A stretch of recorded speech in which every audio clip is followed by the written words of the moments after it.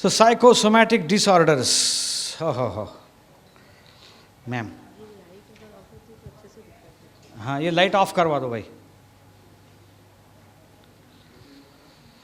गोपी को बुलाओ। देखिए, हम बच्चों के साथ हमारा रिश्ता है और बच्चों के साथ हमको डील करना पड़ता है, ठीक है ना। तो एक बच्चा हमारे लिए क्या है? What is the student for you? एक स्टूडेंट आपके लिए क्या मायने रखता है? जैसे मुन्ना भाई MBBS में वो डीन डॉक्टर पढ़ाते हैं कि पेशेंट हमारे लिए एक बीमार शरीर है और कुछ नहीं है। ठीक है ना। उससे रिश्ता, उससे एम्पैथी, उसके साथ लगाव, ये डॉक्टर की कमजोरी होती है। हम उसमें नहीं जाएंगे। स्टूडेंट हमारे लिए क्या मायने रखता है? एक ब्रेन है, एक माइंड है, एक ईगो है, 8 चक्र है, पंचकोश है, बहुत बड़ा उसका मेंटल यूनिवर्स है अंदर, है ना। शंकराचार्य जी जो कहते थे पिंडे सो ब्रह्मांडे, तो एक एक बच्चे का अपना एक मनोविश्व है। इतनी राज, इतना कुछ छुपा हुआ है उसके अंदर। फिर वो कभी कभी सरफेस पे आ जाता है, भावनाएं। एक टीचर, एक गुड ऑब्जर्वर, वो समझ लेती है कि ये पढ़ाते समय ये बच्चे का ध्यान नहीं है, या ये उदास है, या ये कुछ तकलीफ महसूस कर रहा है। तो क्लास के बाद फिर वो टीचर उस बच्चे को पूछती है। ऐसा आप भी करते हैं और वो होना भी चाहिए। तो फिर उसकी मुश्किल ऐसी हो सकती है कि वो पेरेंट्स को ना बताएं और वो आपको बता दे, और आपको बताने के बाद आपसे उसको कुछ मदद मिल जाए। छोटी छोटी बातें होती हैं, मिसकम्युनिकेशन होता है, पेरेंट्स की तरफ से मिसअंडरस्टैंडिंग होती है, कभी कभी एक्सपेक्टेशंस का बोझ होता है उसके कंधों पर कि पेरेंट्स को 95 के नीचे चाहिए ही नहीं, भले ही पेरेंट्स का 45 आया हो स्टूडेंट लाइफ में। लेकिन बेटे का तो 95 आना चाहिए। तो पेरेंट्स मीटिंग में आपको पेरेंट्स को भी समझाना है। हमारे घर में रिवाज है कि कोई बच्चा पढ़ता है तो अगर हमारे से ज़्यादा परसेंट आया तो हमें खुश होना है, ठीक है। कहते अरे यार मेरा तो इतना परसेंट आया नहीं, he will be so happy, I tell you, next time उससे भी ज़्यादा लाएगा। Please share that incident of 16th rank of Bhagirath. हाँ देखिए भाई, मेरा सन वो किसान में पढ़ता था, किसान हाई स्कूल लूणावाड़ा।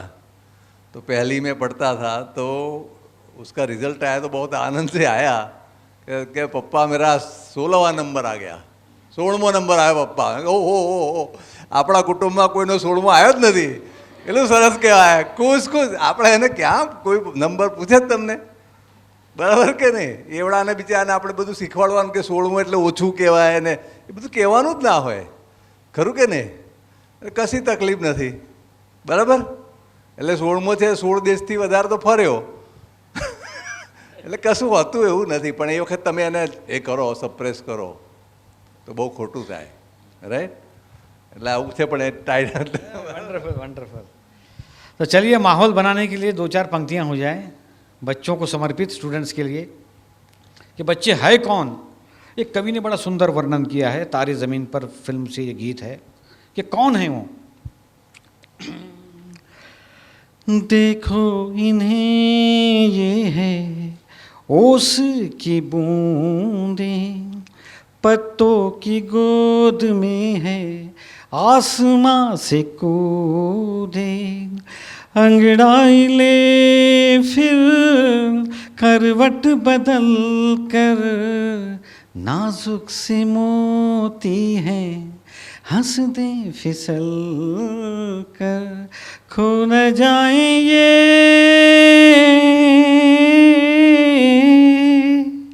तारे ज़मीं पर, जैसे जैसे अखियों के डिब्बिया में निंदिया, जैसे निंदिया में मीठा सा सपना, जैसे सपनों में मिल जाए फरिश्ता सा कोई, मोहल्ले की रौनक गलियां है जैसे, खिलने की जिद पर कलियां है जैसे, मुट्ठी में मौसम की जैसे हवाएं, ये तो बुजुर्गों के दिल की दुआएं, खो न जाए ये तारे ज़मीं पर। Thank you. 15 मिनट में पढ़ाया मैं। तो तारे ज़मीन पर है, इनका बहुत बढ़िया से ध्यान रखना है। आमतौर पर क्या होता है, ये मनोविश्व हमने देखा बहुत गहरा है। जो बच्चे पढ़ने में एक्सलेंट होते हैं, टीचर्स को उनसे राग हो जाता है, अनुराग, फेवरेट बन जाते हैं वो। और जो पढ़ने में पिछड़े हैं, एवरेज हैं, उनके साथ थोड़ा सा ज़्यादा नहीं, लेकिन थोड़ा द्वेष हो जाता है कि थोड़ा ऐसे ही है। लेकिन ज़्यादा ज़रूरत किसको है? टीचर की, जिसको आता नहीं है। तो ऐसा कोई बच्चा है हमारे क्लास में जो अपने आप को कमज़ोर समझ रहा है, पिछड़ा है कि टीचर मुझे नहीं आता, तो उसका हाथ हमको पकड़ना है कि बेटे तू आजा, हम तेरे लिए हैं, चिंता मत कर। तो देखिए, मानसिक अनेक विकार होते हैं, उसके टर्म्स भी बहुत अलग अलग हैं। ऐसी अवस्थाएं होती हैं, अकेलेपन में ये बहुत ज़्यादा बढ़ जाता है, ठीक है ना। मनोविज्ञान बहुत अद्भुत है। तो ये कभी कभी आनुवंशिक भी होता है, कभी कभी वो क्या बोलते हैं उसको, जेनेटिक रीजंस भी होते हैं इसमें, और कभी कभी घर का माहौल ऐसा हो जाता है कि बच्चा तनाव में आ जाता है। तो उनके साथ भी हमको डील करना है, क्योंकि कली है वो, मुरझा न जाए, उसको तो खिलना है फूल बन के। मुरझा जाएगा तो फिर समाज के लिए एक बहुत बड़ा क्या कहेंगे, एक हानिकारक तत्व बन जाएगा, ऐसा होता है, ठीक है ना। तो ये मनोविश्व उनका समझना है। देखिए, ये इतने प्रकार के चिंता होना, अवसाद होना, ये अलग अलग टर्म्स हैं, हमको भी होता है ये, और ये सब नॉर्मल है। इसका मतलब ये नहीं कि पागल हो गया आदमी। कई बार हमारे हिस्ट्री के टीचर थे, वो जब भी बैठकर पढ़ाते थे तो उनका जो एक पैर है ऐसा, ये निरंतर ऐसे हिलते रहता था। एक तरीके से कुछ है, लेकिन we need not stamp any student that he is very slow learner, he doesn't understand. Stamp teacher के पास होना नहीं चाहिए, क्योंकि पर्सनैलिटी ग्रोथ ये भी बहुत बड़ी प्रोसेस है। आज आप जहाँ हैं, कल आप वहाँ नहीं थे। After this training workshop you will acquire advancement in your career also. You will feel कि मैं वो नहीं हूँ, वो सबिहा नहीं हूँ जो पिछले साल थी, मैं इस साल की सबिहा हूँ, मैं इस साल का राजनाथ पाल हूँ।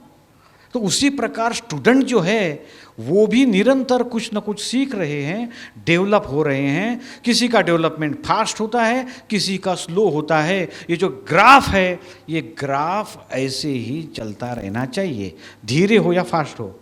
वो ऐसा जिस दिन हो गया, उस दिन फिर स्कूल को, पेरेंट्स को, टीचर को वो एक बच्चे का बहुत ज़्यादा टेंशन हो जाता है। तो सबसे पहले इसको आइडेंटिफाई करना है।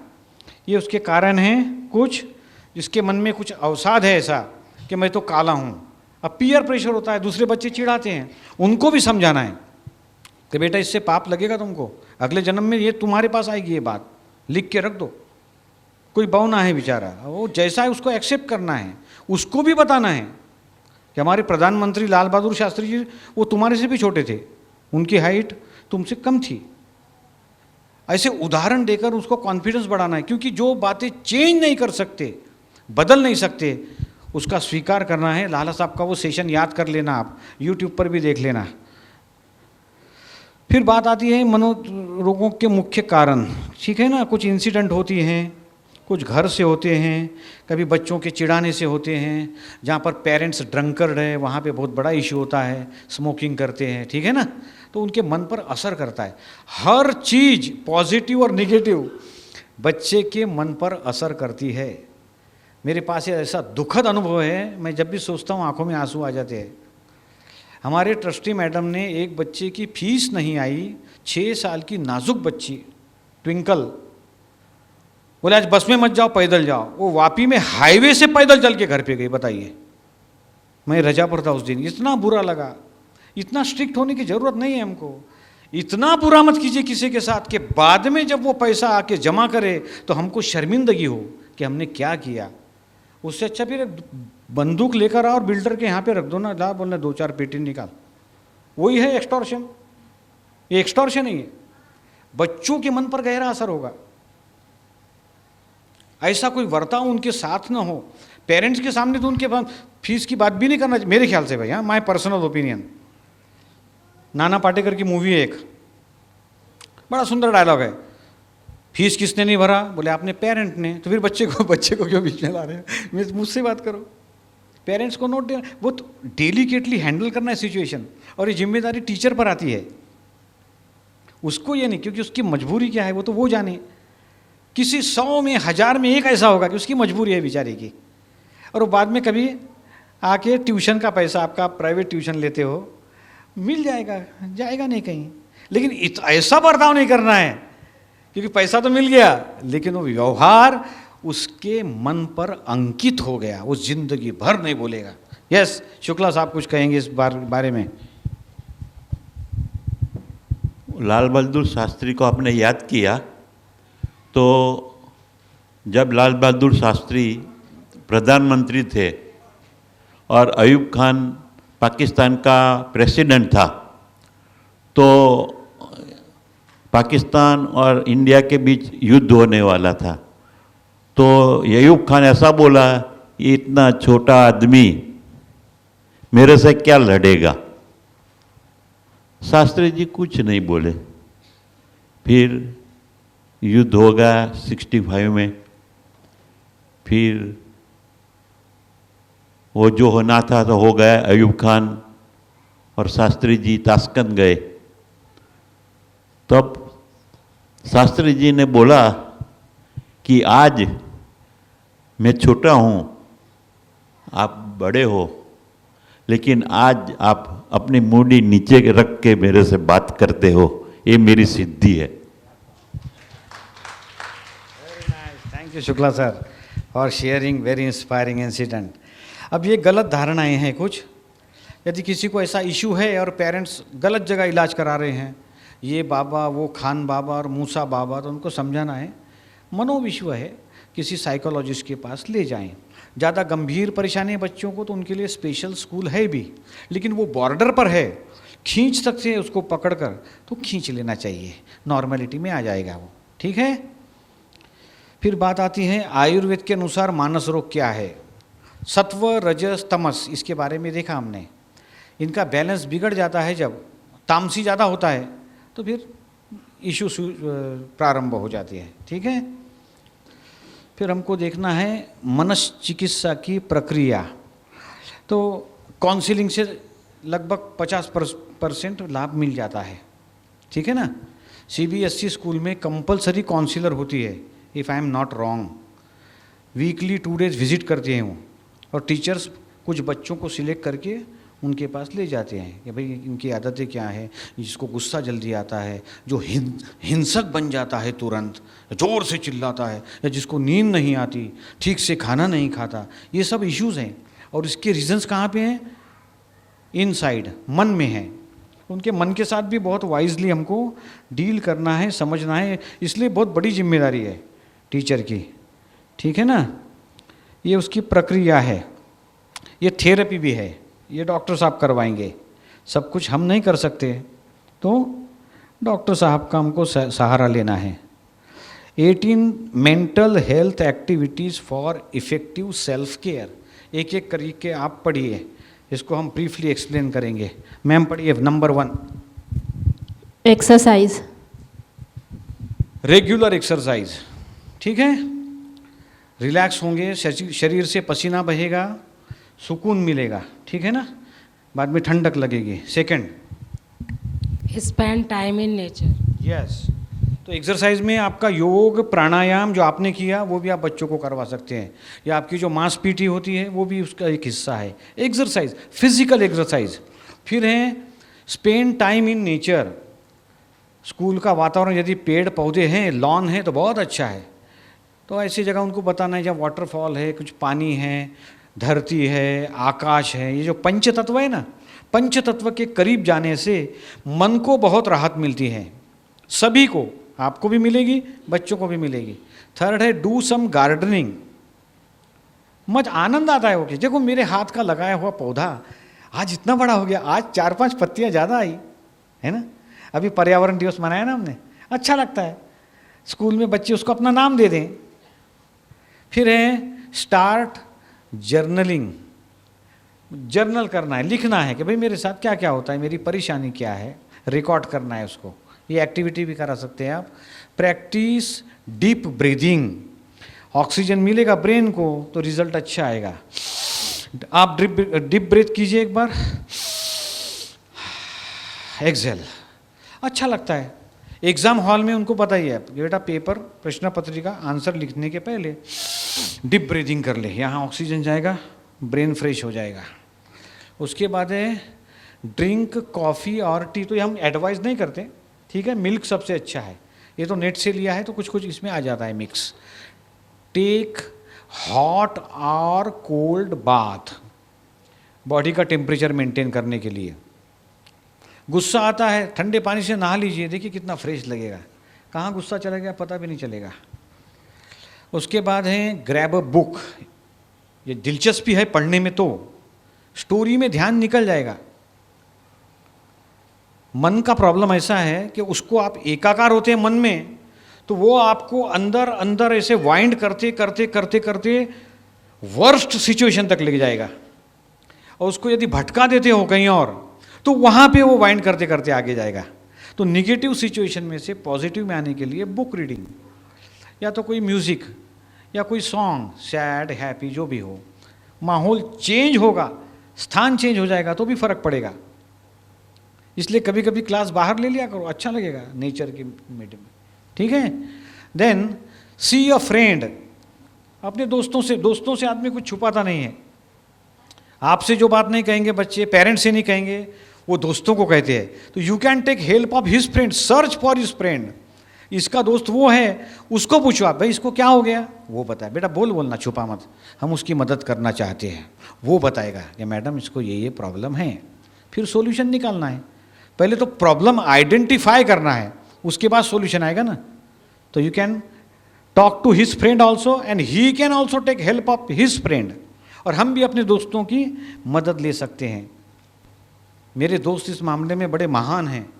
जब भी समस्या होती है फिर मुझे कॉल करते हैं 6 महीने के बाद, आज दिमाग ठीक नहीं यार, हाँ मैं समझ गया इसीलिए तो कॉल किया है। But they are very good friends, we love each other very much. So seeing friend is the good effective self care. Talk to therapist, ज़रूरत है, समस्या गंभीर है तो। फिर है डू समथिंग न्यू, कुछ नया करना है। दीवानगी, पागलपन जिसको दुनिया बोलती है ना, ऐसा थोड़ा करो, कोई बात नहीं। अब आप बड़े हो गए हो, ठीक है, कोई देख नहीं रहा आजू बाजू, ठीक है ना, तो थोड़ा सा डांस कर लो ऐसे ऐसे उल्टे सीधे अपने रूम में। कभी कभी हमारे अंदर का बच्चा जाग जाता है, और वो बच्चा जब जागता है और सामने खाली बोतल मिलती है हमें चलते चलते, तो अचानक ऐसा कर ही देते हैं हम लोग। तो वो ठीक है, अच्छी एक्टिविटी है, अंदर से फ्रेश लगता है। देन क्लीन और ऑर्गेनाइज। स्वच्छता बहुत ज़्यादा मायने रखती है। मेरा पर्सनल ऑब्जर्वेशन ऐसा है कि कुछ टीचर्स जल्दी जाने के चक्कर में जब अपना बात स्किप कर जाते हैं, वो बच्चों को ज़्यादा पीटते हैं, मारते हैं। ये क्लीनलीनेस ऊपर भी नहीं है और अंदर भी नहीं है, फिर गुस्सा आ जाता है। एक तो बात स्किप हो गया, ऊपर से समय पे पहुंचना है जल्दी से, और कुछ ना कुछ तो छोड़ना पड़ेगा ना। या लंच स्किप हो गया, फिर गुस्सा ज़्यादा आता है। ये समझने जैसी चीज़ है। Then get a massage. घर में कोई है अपना बच्चा या कोई, तो उनको बोल सकते हैं कि सर पे नवरत्न तेल डाल के थोड़ा मसाज कर दे, अच्छा लगेगा, ठंडा ठंडा cool cool. Then play with a pet, यदि है तो बिल्ली हो सकती है, कुत्ता हो सकता है, उसके साथ खेलेंगे। यानी ध्यान भटक जाएगा, वो ध्यान वहाँ लग जाएगा, और मन वहाँ लग गया तो उसके साथ जो इंसिडेंट जुड़ी हुई थी वहाँ से छूट गया, तब तक वो इंसिडेंट मर जाती है। Past is buried, inside the ground. और फिर वो अतीत को पकड़ के भी नहीं रखना है, हो गया सो हो गया, जाने दो तो चला गया ना, लिव इन द प्रेजेंट। और फिर डू सम मेडिटेट, ये बहुत बड़ा इशू है अभी, मेडिटेट। क्योंकि अनुभव ऐसा है, दादाजी बोलते थे हर व्यक्ति का मेडिटेशन होता है, और एक काम जब वो करता है, एक ऐसा काम है जब वो परमहंस की दशा में पहुंच जाता है, जब उसका ध्यान पूरा फोकस एक जगह आ जाता है। आप में से कोई बता सकता है कौन सा काम है वो? बिल्कुल ध्यान नहीं भटकता, बाजू में बॉम्ब फूट जाए तो भी ध्यान नहीं भटकेगा उसका। कौन सा काम है? नोट गिनते समय पूरी परमहंस दशा है, कौन बैठा है, किसका कॉल आ रहा है, किस फोन, कुछ नहीं, चलता है। तो वैसा ध्यान हमको जो अच्छा लगता है वहाँ हमारा ध्यान लगता है। तो मेडिटेट से तात्पर्य है कि फोकस रहें, रिलैक्स हो जाएं, अपने सांस को देखें, मदर इन लॉ को भी साथ साथ, हाँ ये कैसे आ रही है और कैसे जा रही है, रिलैक्स हो जाए। फिर डू सम आर्ट। अब जिनको म्यूजिक में रुचि है उनके लिए एक बहुत बड़ा स्कोप है ये। मूड खराब है, एक गाना गाएंगे, गुनगुनाएंगे, सुनेंगे, मूड फ्रेश हो जाता है। और फिर है लाफ्टर थेरेपी, खुशबू मैडम अच्छा कराती है लाफ्टर थेरेपी, कि आपको हंसना है ऐसे एक दूसरे को देखकर, ठीक है ना। और लास्ट में है प्रैक्टिस ग्रैटिट्यूड, इस पर पूरा सेशन लिया लाला साहब ने। ग्रैटिट्यूड है, फिर बहुत से इशू अपने आप दूर हो जाते हैं। तो बहुत बहुत धन्यवाद। आपके कोई प्रश्न होंगे तो 2 मिनट में लेंगे बस, उसके बाद हम भोजन के लिए प्रस्थान करेंगे। आपके लिए भोजन का अवकाश रहेगा अभी, और वापस हमें कितने बजे आना है अकॉर्डिंग टू शेड्यूल? 2 बजे, हैं 2 बजे मिलते हैं। किसी को कुछ कहना है 1-2 मिनट में? It's all right. हाँ जी, हाँ मैम स्वामीनारायण गुणातीत चिखली से आई हैं। हाँ, अभी जो बात हुई उससे 2 साल से मैं अपनी स्कूल में रेमिडियल क्लास चला रही हूँ। जैसे वो मैं आपको बोलना चाहती हूँ कि कैसे कराते हैं। ऐसे रेमिडियल मीन्स वीक स्टूडेंट। तो अभी मुझे स्कूल में ऐसा काम दिया है कि सारे क्लास में मुझे घूमना है, सारे क्लास में मुझे घूमना है। जो बच्चा कमज़ोर है, सब्जेक्ट टीचर होते हैं उससे बात करनी है, तो वो नेम दे देते थे कि ये बच्चे कमज़ोर है, बोर्ड से कॉपी नहीं कर पाते, कोई इंग्लिश नहीं पढ़ पाता, कोई हिंदी नहीं पढ़ पाता, तो वो बच्चे को मैं अलग से ले जाती हूँ दूसरे क्लास में। उसके लेवल पे ही मैं बैठती हूँ। जैसे नीचे बैठे हैं तो नीचे उसके साथ बैठती हूँ। मेरे अराउंड 7 स्टूडेंट होते हैं, मेरी कैपेसिटी 7 स्टूडेंट की है। जो आधे स्टूडेंट है 1 वीक में इम्प्रूव हो जाते हैं, उसको रीडिंग आ जाती है, हिंदी, इंग्लिश, गुजराती तीनों की। और उसमें बेस क्या है, अभी फोनिक्स आ गया है। फोनिक्स के पहले जब हमारा दादा हम थे, हम देसी हिसाब रखते थे, पता है ना सबको देसी हिसाब। देसी हिसाब में था क से स्र, अ से अह। मैं इतना ही बच्चों को सिखाती हूँ, और अ से अह की मात्राएं, उसके स्पेलिंग, और उससे वो रीड करना सीख जाता है। वो कोई भी लैंग्वेज है, भी पहले उसको वो लेटर आइडेंटिफाई होना चाहिए, ये क है, ये ख है। कभी कभी हिंदी उसकी भाषाएं या गुजराती भाषाएं वो बोल जाएगा, भी लिख नहीं पाएगा, तब भी उसको पता है। अभी वो गेम हुई थी ट्विंकल ट्विंकल लिटिल स्टार, वो सब हम रटते हैं क्लास में तो बच्चों को आ जाती है। भी बच्चों को बोलते हैं लाफ कहाँ पे लिखा है बुक में, तो उसको पता नहीं होता है कि ये लाफ लिखा है, तो उसको वो आइडेंटिफिकेशन करवाना चाहिए। देखो मैं आपको एक डेमो देती हूँ। बारक से तो आपको पता है, जैसे क, तो क को आ की मात्रा लगी तो आ, तो आ में डबल ए आता है, तो वो स्टैंडिंग लाइन आ। वैसे आप देखोगे आपको पता चल जाएगा, वो बारक श्री पूरी अ से अह और क से स्र से बनी है। अभी ये एक वर्ड लेती हूँ, उससे आपको पता चल जाएगा। जैसे ये डेवलपमेंट लिखा है, हमें पता है डेवलपमेंट है, हम बच्चों को सिखा देते हैं कि डेवलपमेंट लिखा है। भी वो वर्ड कैसे बना है, जैसे डी का ड के ऊपर एक ही मात्रा लगी तो क्या बना, तो ड ए डे, व के ऊपर एक ही मात्रा वे, एल का ल के ऊपर ओ की मात्रा लो, प म म के ऊपर एक ही मात्रा, तो मैं न ट, फिर उसको आधा आधा जोड़ना है, जैसे डे वे लो प, देव देव लो प, इतना बोलती, फिर मैं उसको जोड़ना सिखा, उसको बोलते हैं डेवलप। फिर मैं, म के ऊपर एक ही मात्रा लगी थी तो मैं था, मैं न ट, तो उसको बोलते हैं मेंट, स्पीड में बोलना है। जैसे यही है, अभी जो फोनिक्स आया है हम फॉरेन से लाए हैं, जैसे उसमें भी आपने देखा होगा कि बहुत सारा एक जैसे ही साउंड होते हैं, ए यू होता है या ए ओ होता है, तो उसको ओ ही बोलते हैं हम। तो हमारा जो बेस है, हमारी जो संस्कृति है, जो देसी हिसाब है, बच्चों को पहले वो सिखाओ।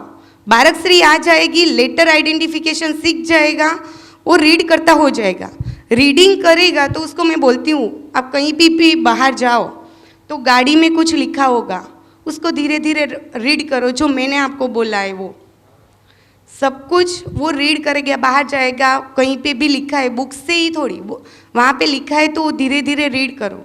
उसके पेरेंट्स को बुलाती हूँ, उसको पेरेंट्स को बताती हूँ मैं कि आपके बच्चे को यहाँ पे दिक्कत है।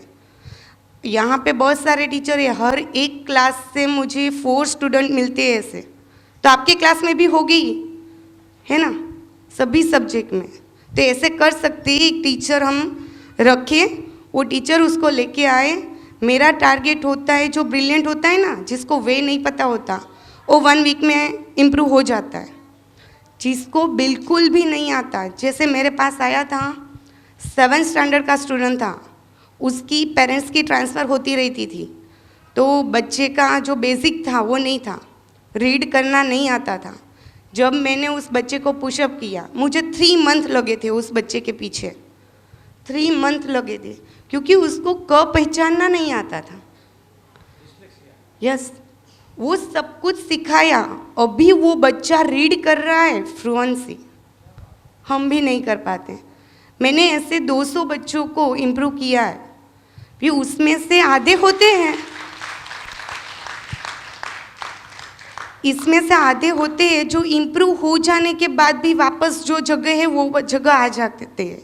उसमें पेरेंट का रोल ज़्यादा बनता है। जैसे मैं रीडिंग सिखा देती हूँ, पेरेंट को बोलती हूँ, वापस पहले सेक्शन लेती हूँ कि आपके बच्चे को नहीं आता है, देख लो। हो जाने के बाद सेक्शन लेती हूँ, बच्चा रीड करता हो जाता है। फिर पेरेंट की रिस्पॉन्सिबिलिटी बनती है, हर रोज़ की 2 लाइन पढ़ाए, बस रीडिंग करना सिखाए बस, तो उससे बच्चे का आ ही जाता है। जो आपकी स्कूल में हो पाए, डू इट, क्योंकि क्लास में बच्चा बहुत मुरझाया होता है, क्लास में वो सबके सामने नहीं बोल पाएगा।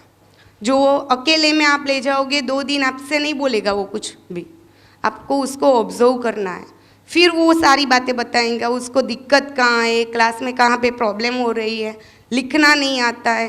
मोस्टली पेरेंट का ऐसा है कि गुजराती मीडियम से डायरेक्ट इंग्लिश मीडियम में भेज देते हैं कि उसको इंग्लिश मीडियम में पढ़ाना है, फिर बच्चे की जो मेंटालिटी है वो नहीं समझते पेरेंट, तो वहाँ पे हमें फोकस करना है। Thank you. आपका नाम बताइए। Rashmita. Rashmita madam from Swami Narayan Gunatit Vidyalaya Chikhli, right? Thank you for feedback. हाँ, yes, she is in the WhatsApp group में है ना मैम आप? बस व्हाट्सएप ग्रुप हम रखते हैं हमारा, यदि कोई परेशानी आती है तो उसमें भी डिस्कशन आपका होता रहेगा, शेयरिंग ऑफ नॉलेज, जैसे उन्होंने बताया ना, भी बहुत सुंदर उदाहरण दिया। यस, रेमेडियल क्लास होती हैं, हर जगह होती हैं। तो चलिए, भोजन को ज़्यादा प्रतीक्षा नहीं करवानी चाहिए, let us enjoy lunch. Thank you very much. Please.